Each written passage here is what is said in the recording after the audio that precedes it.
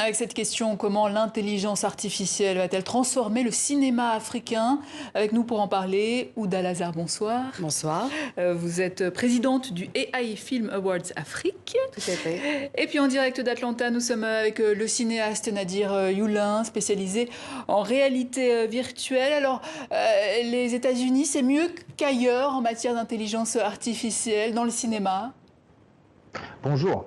Je pense qu'il y a du potentiel en France et il y a un grand potentiel sur le continent africain et également sur la diaspora africaine française en France. Après, aux États-Unis, évidemment, sont très impliqués. Il y a la Chine aussi. Je crois qu'ils sont incomparablement impliqués par rapport à l'Europe pour des raisons réglementaires, pour des raisons de structure, des raisons d'investissement. Donc évidemment, si on est sur la Silicon Valley ou même ici à Atlanta, c'est une autre dimension, mais je crois fermement qu'il y a des potentiels et avec notre association et l'ensemble des intervenants qui existent, on travaille sur ces questions. Donc il ne faut pas avoir de complexe. Après, on est obligé de reconnaître qu'il y a une force incroyable ici, une dynamique incroyable ici. Aux États-Unis. Ouda Lazar, alors vous organisez le 2 décembre prochain à Marrakech. Tout à fait. Les AI Film Awards, le premier festival sur l'intelligence artificielle qui va se dérouler en Afrique. Est-ce que ça a été facile de trouver des films africains qui utilisent l'intelligence artificielle? Alors il y en a, et je continue à lancer l'appel, puisqu'on a encore un petit peu de temps pour les sélectionner, pour pouvoir justement avoir un maximum de films africains. Même ici en France, s'ils veulent postuler pour pouvoir concourir, ils sont les bienvenus. C'est encore ouvert, voilà, donc n'hésitez pas, allez-y. Mais effectivement, il y en a beaucoup moins qu'en Asie, qu'au Brésil par exemple, qui sont aussi très à fond dedans, et les États-Unis bien évidemment. Nadir, pourquoi avez-vous décidé de vous lancer dans la réalisation de films en réalité virtuelle? Disons qu'à la base, je suis curieux en tant que réalisateur. Je suis toujours intéressé par des outils, par des connaissances, quelles qu'elles soient, pratiques ou non.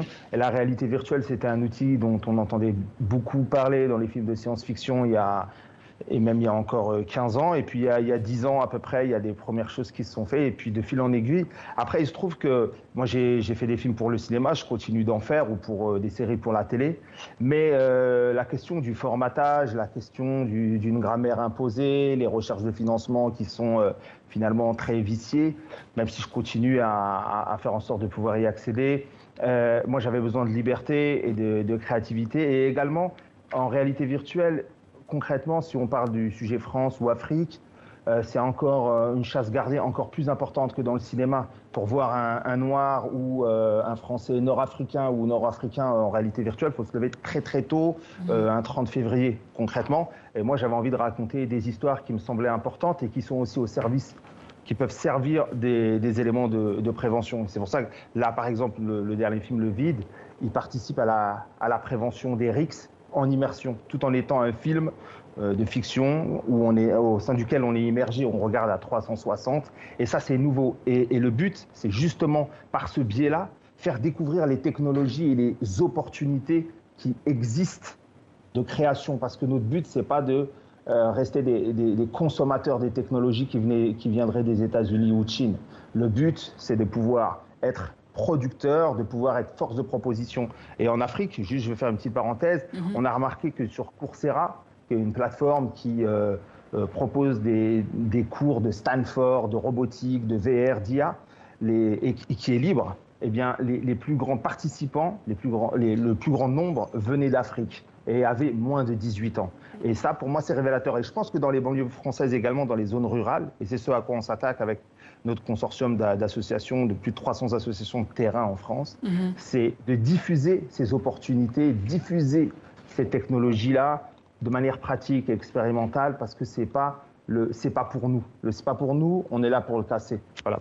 Concrètement, la fracture numérique, c'est un nid de poule qui devient le Grand Canyon. Et nous, notre objectif, c'est de fracturer cette fracture numérique en toute humilité, en convergence avec toutes les forces qui existent. Et vous, Ouda Lazar, à quel moment vous vous êtes dit je vais lancer ce premier festival de Alors, je ne suis pas toute seule. Oui. Nous sommes une équipe internationale, Oui. donc basée un petit peu partout dans le monde, aux États-Unis, en Angleterre, en Asie également, à Dubaï. Et moi, donc en France, Maroc, Afrique. Moi, je viens de l'innovation. En fait, ça fait 15 ans que je travaille dans l'innovation technologique, scientifique, mais aussi usage, business model, nouveaux produits. Et j'ai vu l'intelligence artificielle arriver et elle va à une allure incroyable. Et c'est vrai que quand on a discuté avec les différents partenaires sur ce sujet, on s'est dit, il faut y aller. Voilà. Donc, je n'ai pas hésité une seule seconde en sachant que voilà, à chaque fois que j'en parle, les gens ont des papillons dans les yeux en réalité, et ils ne savent pas trop de quoi il s'agit. C'est ça aussi. C'est-à-dire qu'il y a les initiés qui comprennent de quoi on parle, et puis il y a même des réalisateurs-producteurs qui sont un petit peu perdus. Donc l'objectif aussi, c'est de sensibiliser sur cette question d'intelligence artificielle dans la production audiovisuelle dans le sens large, parce que là, ça touche le cinéma, mais c'est aussi dans les médias, mais c'est également dans la publicité, le marketing. Et en réalité, ça va complètement bouleverser tout cet univers-là. Et il y a deux solutions. Soit on s'y intéresse et je dirais, on prend le train en marche, ou soit là, on reste à côté et on risque. Et en quoi ça va le bouleverser par exemple, aujourd'hui, il y a des films, par exemple, de courts-métrages qui sont faits quasiment 100% en IA. Donc ça veut dire que complètement tout le process est remis en question. Et je pense que Nadir peut le confirmer. Ce qui veut dire qu'un jour, il n'y aura plus d'acteurs, par exemple, ou des métiers comme... Alors, pour ma part, je veux pas faire peur. On a dit réagir. Le but, c'est de ne pas faire peur, justement, mais c'est de dire que l'intelligence artificielle avec l'intelligence humaine, justement, ça a donné des choses incroyables. Et je pense qu'il y aura toujours des acteurs, mais c'est vrai que ça va tellement vite qu'il faut quand même essayer de comprendre ce qui se passe et à l'allure à laquelle ça va. Alors Nadir va pouvoir nous dire si l'imaginaire monte sans acteurs, mais... Est-ce que c'est ça la suite, l'avenir ? Le film que je réalise actuellement à Atlanta, il est fait à 60% d'images réelles et à 40%, et c'est un long métrage, à 40% d'intelligence artificielle. Et il y a des vrais acteurs et en fait, il y a des convergences. Je ne crois pas qu'il y ait une question de remplacement d'acteurs. On a envie de travailler avec des êtres humains. Par exemple, moi, en tant qu'artiste indépendant, je peux faire des choses avec l'IA que je ne pouvais pas faire avant pour des raisons structurelles, des raisons de budget. Je peux passer 2 mois à me former sur une IA. Et en Afrique, par exemple, si on regarde le financement d'un film, on va voir que le financement de film, il faut faire 50 guichets et on va nous imposer des narratives. Il va y avoir des narratives qui sont imposées. Parfois c'est bien, mais parfois, les Africains du continent qui vivent en Afrique ont envie de raconter des histoires qui résonnent avec leur intimité. Et ils cherchent des financements aussi en Europe. Mais là, d'un coup, avec l'IA, ils pourront accéder à des technologies, se former et produire des choses. Mais il y aura toujours des talents. Il y a toujours des talents et il y a toujours de l'idée. Parce que quand on marie l'imaginaire humain avec des compétences technologiques, on peut aller très loin. Et je pense que la peur, il faut la mettre à côté de nous et avancer avec elle. Ça devient notre partenaire. Voilà. On peut naviguer dans une forme de chaos avec un imaginaire fertile, positif. Alors, je voudrais juste rajouter qu'en réalité, c'est aussi toute l'industrie du cinéma qui est en train on va dire que ça va avoir un impact en réalité. Moi, je suis un petit peu dans les prospectives aussi, parce que l'idée du festival, c'est forcément c'est de sélectionner les films, de remettre des awards aux sélectionnés en fonction des catégories, etc. Mais c'est aussi de réfléchir. Donc, il y a une masterclass, mais il y a aussi des conférences et un panel avec lesquels on va essayer de répondre à toutes ces questions sur quel va être l'avenir du cinéma dans cette nouvelle configuration. Le business model aussi. Combien va coûter un film et justement comment ça va évoluer. Alors il y a la peur effectivement de se dire les acteurs vont disparaître, enfin toute cette chaîne, toute cette industrie là va être complètement chamboulée, mais en réalité je crois qu'il faut se poser les bonnes questions et puis il faut pas être aveugle. Les choses sont là et il faut les voir. Voilà, et c'est un petit peu l'objectif du festival. Alors, un mot peut-être, Nadir, il nous reste vraiment quelques secondes sur votre film. Vous en parliez tout à l'heure, Le Vide, qui va être projeté le 19 novembre prochain au Palais Bourbon à Paris, une des plus grandes projections mondiales de fiction immersive en réalité virtuelle. Alors, de quoi s'agit-il ce film et pourquoi à l'Assemblée nationale française ? Il nous reste 30 secondes.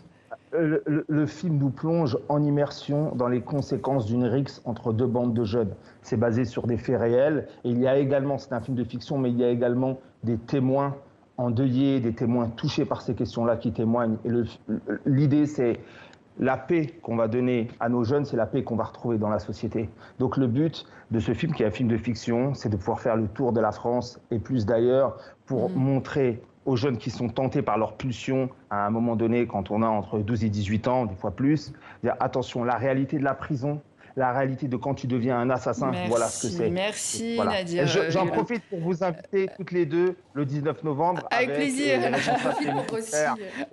À Marrakech, on sera à Marrakech également. Voilà, j'en profite pour inviter le 2 décembre voilà, à Marrakech. Venez nombreux et postulez, n'hésitez pas. J'imagine qu'on aura toutes nos coordonnées. Merci. Venez nombreux. Merci Ouda Lazar et merci à vous, Nadir Yulin, réalisateur spécialisé en réalité virtuelle.